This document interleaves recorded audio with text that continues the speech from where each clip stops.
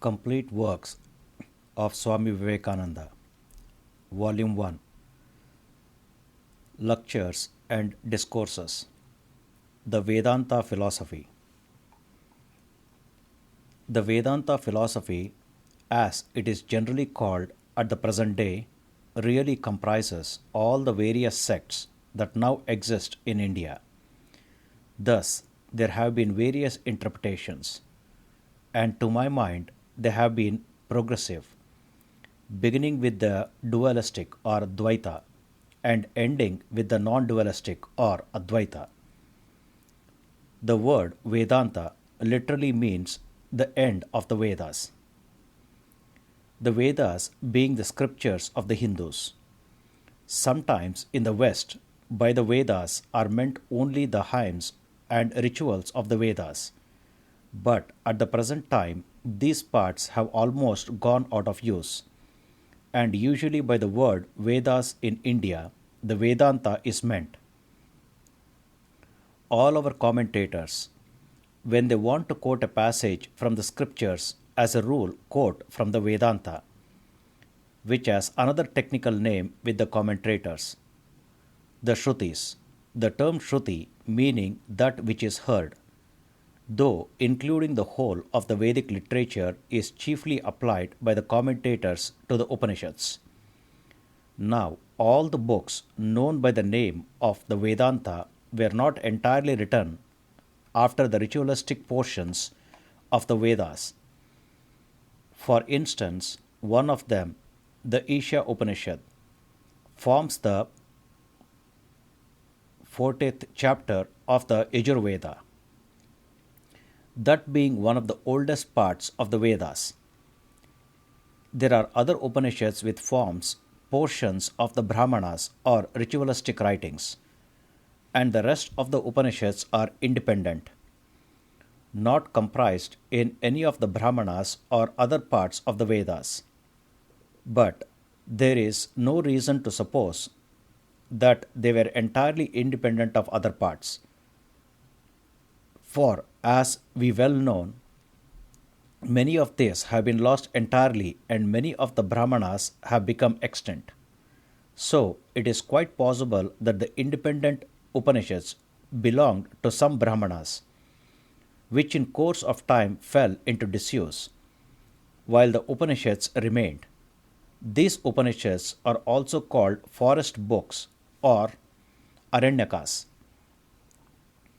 The Vedanta then practically forms the scriptures of the Hindus, and all systems of philosophy that are orthodox have to take it as their foundation.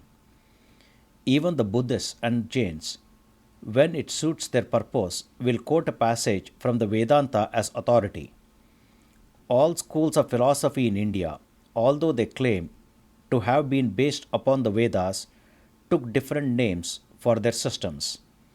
The last one, the system of Vyasa, took its stance upon the doctrines of the Vedas more than the previous systems did, and made an attempt to harmonize the preceding philosophies, such as the Sankhya and the Nyaya, with the doctrines of the Vedanta.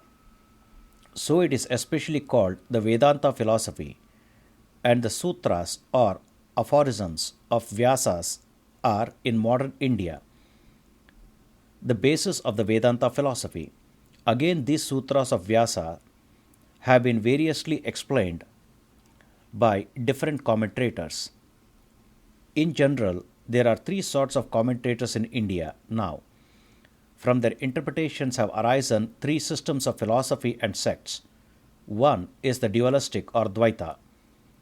A second is the qualified non-dualistic or Vishishta Dvaita. And a third is the non-dualistic or Advaita. Of these, the dualistic and the qualified non-dualistic include the largest number of the Indian people. The non-dualistic are comparatively few in number. Now, I will try to lay before you the ideas that are contained in all these three sects. But before going on, I will make one remark, that these different Vedanta systems have one common philosophy, and that is the psychology of the Sankhya system. The Sankhya psychology is very much like the psychologies of the Nyaya and Visheshika systems, differing only in minor particulars. All the Vedantists agree on 3 points. They believe in God, in the Vedas as revealed, and in cycles. We have already considered the Vedas. The belief about cycles is as follows. All matter throughout the universe is the outcome of one primal matter called Akasha, and all force, whether gravitation, attraction or repulsion or life, is the outcome of one primal force called prana. Prana acting on Akasha is creating or projecting the universe. At the beginning of a cycle, Akasha is motionless, unmanifested. Then prana begins to act more and more, creating grosser and grosser forms out of Akasha, plants, animals, men, stars, and so on. After an incalculable time, this evolution ceases and inevolution begins. Everything resolved back through finer and finer forms into the original Akasha and prana when a new cycle follows. Now there is something beyond Akasha and prana. Both can be resolved into a third thing called Mahat, the cosmic mind. This cosmic mind does not create Akasha and prana but changes itself into them. We will now take up the beliefs about mind, soul, and God. According to the universally accepted Sankhya psychology, in perception, in the case of vision, for instance, there are first of all the instruments of vision, the eyes. Behind the instrument, the eyes, is the organ of vision or indriya, the optical nerve and its centers, which is not the external instrument, but without which the eyes will not see. More still is needed for perception. The mind or manas must come and attach itself to the organ. And besides this, the sensation must be carried to the intellect or buddhi, the determinative, reactive state of the mind. When the reaction comes from buddhi, along with its flashes, the external world and egoism. Here then is the well, but everything is not complete.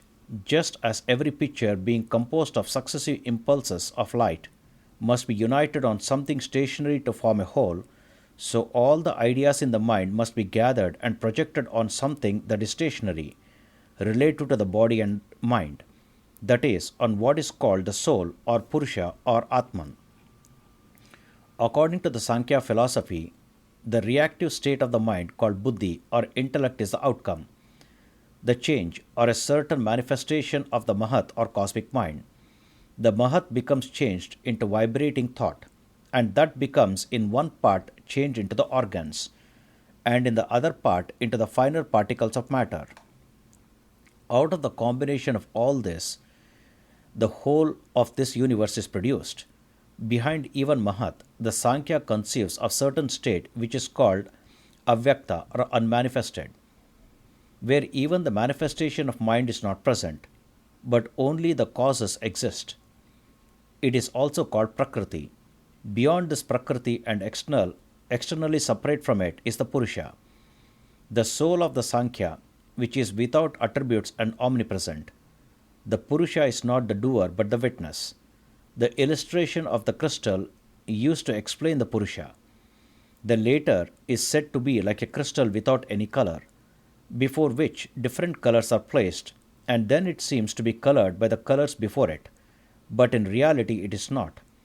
The Vedantists reject the Sankhya ideas of the soul and nature. They claim that between them there is a huge gulf to be bridged over. On the one hand, the Sankhya system comes to nature, and then at once it has to jump over to the other side and come to the soul, which is entirely separate from nature. How can these different colors, as a Sankhya calls them, be able to act on that soul, which by itself nature is colorless?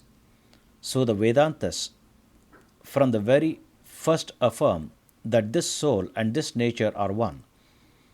Even the dualistic Vedantists admit that the Atman or God is not only the efficient cause of this universe, but also the material cause. But they only say so in so many words.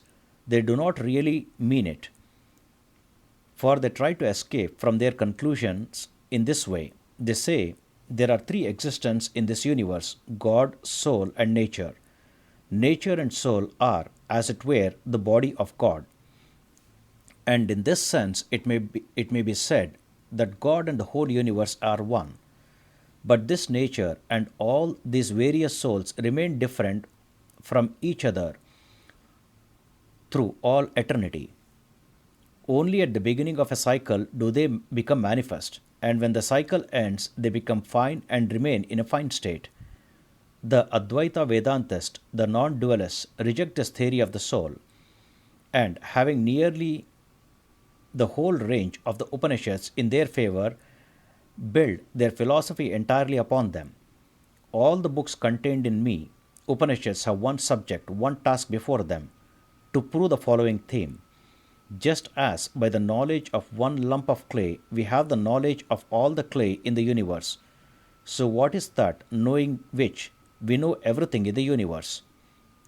The idea of the Advaitists is to generalize the whole universe into one, that something which is really the whole of this universe. And they claim that this whole universe is one, that it is one being manifesting itself in all these various forms. They admit that what the Sankhya calls nature exists, but say that nature is God. It is this beginning, the Sat, which has become converted into all this: the universe, man, soul, and everything that exists. Mind and Mahat are but the manifestation of that one Sat. But then the difficulty arises that this would be pantheism.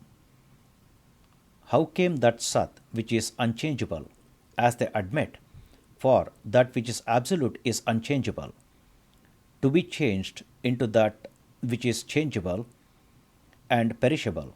The Advaitists here have a theory which they call Vivartavada, or apparent manifestation. According to the dualist and the Sankhyas, the whole of this universe is the evolution of primal nature. According to some of the Advaitists and some of the dualists, the whole of this universe is evolved from God. And according to the Advaitists proper, the followers of Shankaracharya, the whole universe is the apparent evolution of God. God is the material cause of this universe, but not really, only apparently. The celebrated illustration used is that of the rope and the snake, where the rope appeared to be the snake but was not really so. The rope did not really change into the snake. Even so, this whole universe as it exists is that being, it is unchanged, and all the changes we see in it are only apparent. These changes are caused by Disha, Kala, and Nimitta, that is, space, time, and causation, or according to higher philosophical generalization, by Nama and Rupa, name and form. It is by name and form that one thing is differentiated from another. The name and form alone cause the differences. In reality, they are one and the same. Again, it is not, the Vedantists say, that there is something as phenomenon and something as noumenon. The rope is changed into the snake apparently only, and when the delusion seizes, the snake vanishes. When one is in ignorance, he sees the phenomenon and does not see God. When he sees God, this universe vanishes entirely from him, entirely for him. Ignorance, or Maya as it is called, is the cause of all this phenomenon. The absolute, the unchangeable, being taken as this manifested universe. This Maya is not absolute zero nor non-existence. It is defined as neither existence nor non-existence. It is not existence because that can be said only of the absolute. the unchangeable, and in this sense, Maya is non existence. Again, it cannot be said it is non existence, for if it were, it could never produce phenomenon. So it is something which is neither, and in the Vedanta philosophy it is called anirvachaniya or inexpressible. Maya, then, is the real cause of this universe. Maya gives the name and form to what Brahman or God gives the material, and the later seem to have been transformed into all this. The Advaitas, then, have no place for the individual soul. They say individual souls are created by Maya. In reality, they cannot exist. If there were only one existence throughout, how could it be that I am one and you are one and so forth? We are all one, and the cause of evil is the perception of duality. As soon as I begin to feel that I am separate from this universe, then first comes fear and then comes misery. Where one hears another, one sees another, that is small. Where one does not see another, where one does not hear another, that is the greatest, that is God. In that greatest is perfect happiness. In smaller things, there is no happiness. According to the Advaita philosophy, then, this differentiation of matter, this phenomenon, are, as it were, for a time hiding the real nature of man, but the later really has not been changed at all. In the lowest worm, as well as in the highest human being, the same divine nature is present. The worm form is the lowest form in which the divinity has been more overshadowed by Maya. That is the highest form in which it has been least overshadowed. Behind everything, the same divinity is existing, and out of this comes the basis of morality. Do not injure another. Love everyone as your own self, because the whole universe is one. In injuring another, I am injuring myself. In loving another, I am loving myself. From this also springs that principle of Advaita morality, which has been summed up in one word, self abnegation. The Advaitas say, this little personalized self is the cause of all the misery. This individualized self, which makes me different from all other beings, bring hatred and jealousy and misery, struggle and all other evils. And when this idea has been got rid of, all struggles will cease, all misery vanish. So this is to be given up. We must always hold ourselves ready, even to give up our lives for the lowest beings. When a man has become ready even to give up his life for a little insect, he has reached the perfection which the Advaitas want to attain. And at that moment, when he has become thus ready, the veil of ignorance falls away from him, and he will feel his own nature. Even in this life, he will feel that he is one with the universe. For a time, as it were, the whole of this phenomenon world will disappear from him, for him, and he will realize what he is. But so long as the karma of this body remains, he will have to live. This state, when the veil has vanished, and yet the body remains for some time, is what the Vedantists called the Jivan Mukti, the living freedom. If a man is deluded by a mirage for some time, and one day the mirage disappears, if it comes back again the next day or at some future time, he will not be deluded. Before the mirage first broke, the man could not distinguish between the reality and the deception, but when it has once broken, as long as he has organs and eyes to work with, he will see the image, but will no more be deluded. That fine distinction between the actual world and the mirage he has caught, and the later cannot be delude him any more. So when the Vedantist have realized his own nature, the whole world has vanished for him. It will come back again, but no more the same world of misery. The prison of misery has become changed into Sat Chit Ananda, existence absolute, knowledge absolute, bliss absolute, and the attainment of this is the goal of the Advaita philosophy. The above address was delivered before the Graduate Philosophical Society of Harvard University on March 25, 1896, by Swami Vivekananda. Om Tat Sat. Om Sri Krishnarpanamastu.